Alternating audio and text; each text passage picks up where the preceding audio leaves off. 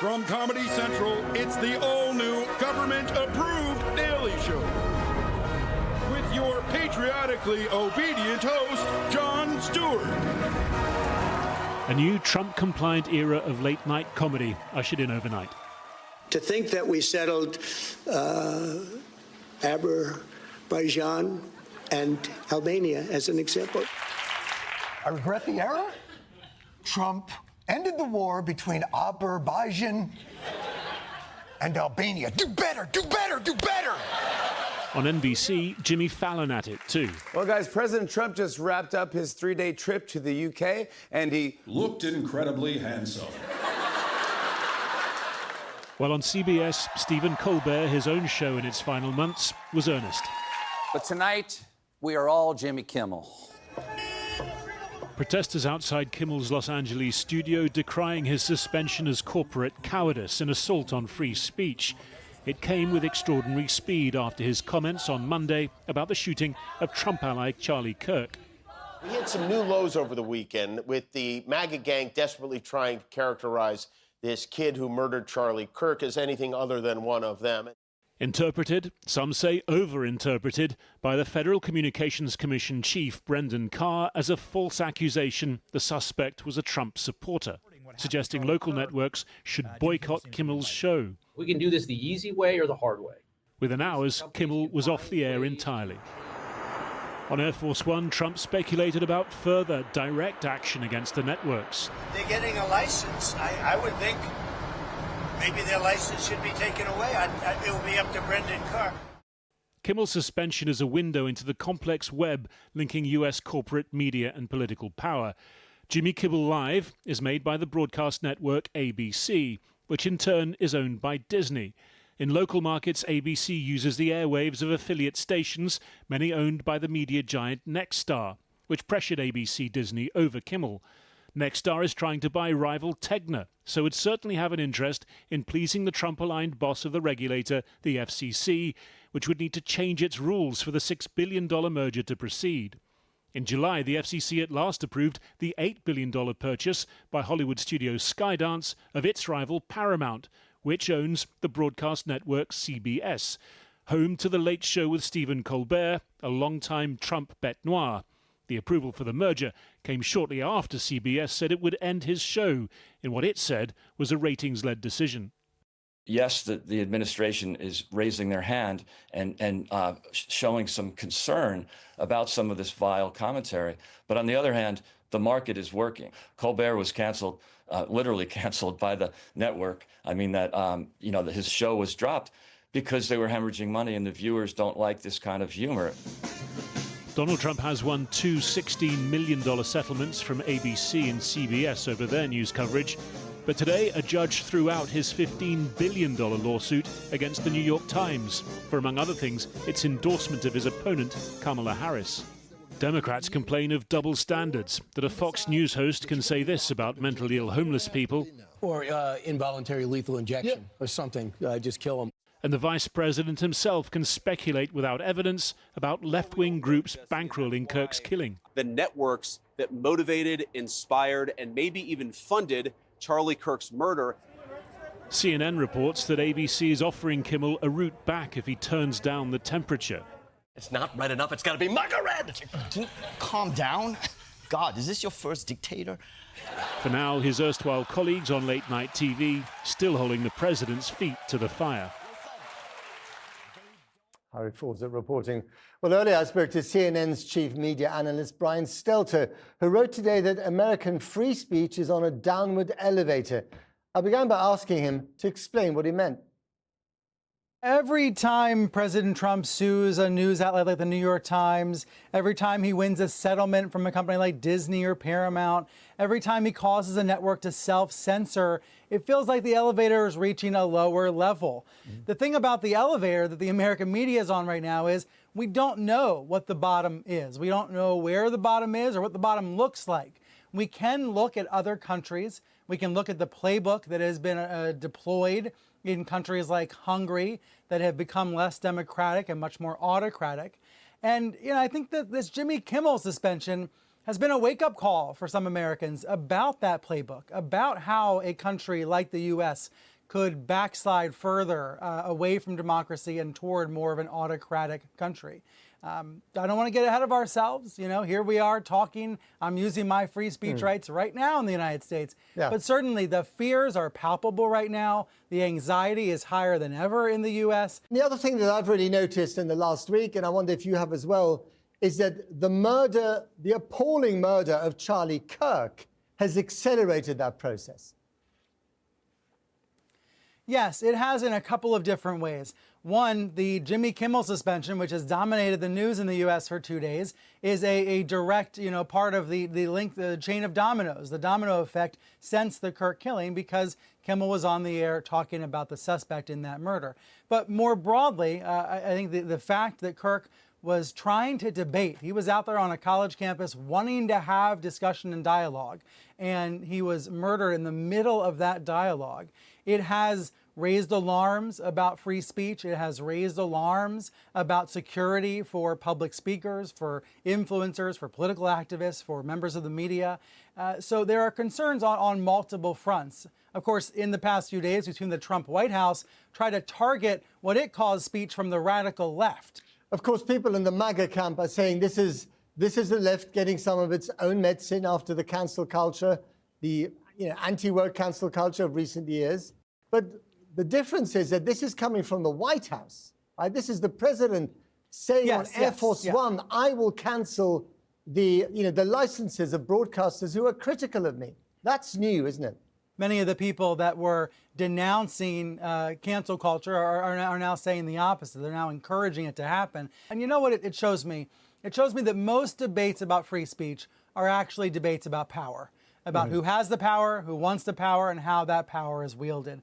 That's really what it's about. That's what it's about when President Trump says he's trying to restore free speech and end censorship. What he really means is that he's trying to advance the GOP agenda and advance Republican culture war priorities. You say it's about power. I wonder if it's also about greed, because, of course, a lot of these big media companies that own the channels that run programs like Jimmy Kimmel, or before that, Stephen Colbert, they've folded because they want to sign big deals, which they can only do if the government allows them to do so. It is a reality that Disney is a giant media company with lots of business interests. It owns theme parks and cruise lines and all the rest. The last thing Disney wants are protesters outside Disneyland, but that is, now kind of happening. Disney has to think about lots of different factors when it has a program like Kimmel on the air. Whether it's power or greed or both, do you agree with those on the left who say that this is a new kind of American McCarthyism? For all of this talk lately about whether Jimmy Kimmel was right or wrong, and whether he should be suspended or not, most Americans cherish and value their First Amendment rights. While they may love or they may hate Donald Trump, they want the ability to speak freely. And including I think that's people why on the Kimmel right. episode has really broken through. Yeah, including people on the right. I think there is some of the energy. I see a real divide on the American right today, certainly at least among elite writers and publications. The counter reaction is really interesting to me. That's where I think the story is now. If old line media companies in the U.S. are going to fall and falter and roll over under presidential pressure, then we're going to see energy from new directions, from new startups, from new media companies. So I'm really interested in what those counter reactions might end up being. Brian Stelter, thank you very much indeed. Thanks. And we can now speak to Jen Pellegrino, a conservative television host and commentator who's the chief spokesperson for the America First Policy Institute. Jen Pellegrino, thank you so much for coming on the program. I don't know if you watched the clips that we just played of Jon Stewart and Seth Meyers making fun of the president, saying, basically being overly deferential towards him. I wonder if you found it funny. Comedy, I think, died a long time ago in this country, unfortunately, with the rise of PC culture. I remember how comedy was back in the 90s when I was growing up. It's changed a lot since then, where we've no longer found a way to be funny. But a lot of these late night TV hosts, again and again, keep slamming those of us on the right, especially those that are considered, quote unquote, MAGA. And it's gotten to a place where it's delivered a target on our backs. We saw that with then candidate Trump out on the campaign trail nearly being assassinated. We saw with Charlie Kirk, obviously, in his assassination. That's what's led to a lot of this violence. And when that goes unchecked, that's when more and more people are afraid to get out there and have conversations. And we're at a place now where something has to be done about it. Right. Are you drawing a line between what you think is unfunny humor and the brutal murder of Charlie Kirk? Listen, when you look at the remarks from Jimmy Kimmel, what's mind-boggling to me, Matt, is that there are more people concerned over a multimillionaire late-night TV host who's spewed lies and hatred toward those on the right than what happened to Charlie Kirk, a young father, a Christian, somebody who really leaned into his faith. And you don't see the outrage there. We've seen a lot of criticism of Charlie Kirk in the wake of his assassination. We've seen a lot of nasty comments from celebrities and otherwise. But yet here they are more concerned about what's happening to poor Jimmy Kimmel. I beg to differ. I mean, I think there's been a lot of real shock and outpouring of grief for Charlie Kirk and his family. And I think to use the word hatred and what, even Jimmy Kimmel was saying the other day, I think that's a bit strong, personally speaking. But I just wonder whether the difference here is that, of course, there was cancel culture with the left in recent years. But this is the president using the force of the federal government to go after people that he doesn't like because they're making fun of him or they're critical of him.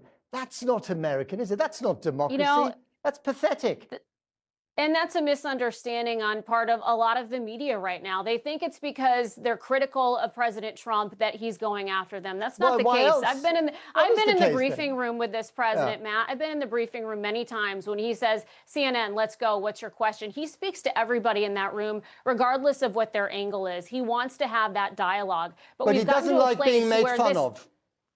Listen, he wants the truth. That's all everybody wants here. And when you lie about MAGA and what the MAGA believes as relates to this assassin, that's when it becomes a problem, because that leads to a target on all of our backs. It makes all of us unsafe. Right. And that's where we've gotten to. The temperature has gotten so high in this country. I mean, Charlie Kirk got out there and had conversations with people in a peaceful way.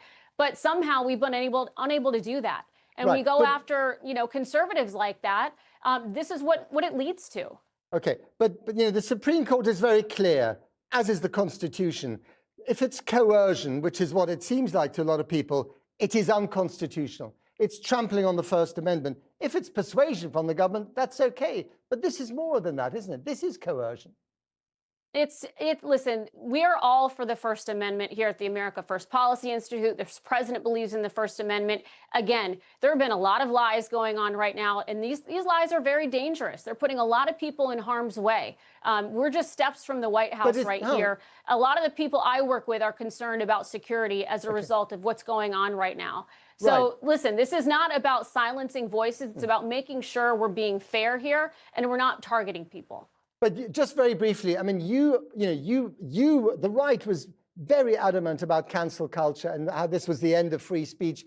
You're doing exactly the same to the people you don't like right now, aren't you? We're not. I mean, look back to how you're threatening to shut down the last channels. Administration was covered. Look how the last administration was covered when they lied about a president who was in such cognitive decline and turned a blind eye to it. And now we're hearing all about what was going on with that administration. Yet this administration, all the 97%, 92%, at least at 100 days negative coverage. Listen, you can be critical. We're not saying that's a problem, but when it crosses a line and leads people to be inspired to get violent, that's a problem. And that's what this president is pushing back on. That's what we all want to push back on. We're all for open dialogue, having a conversation, much like Charlie Kirk had. We welcome diverse views and opinions, and we have them within MAGA. But this has crossed a line. All right. Many people would beg to differ. Jen Pellegrini, thank you very much for coming on. Thank you.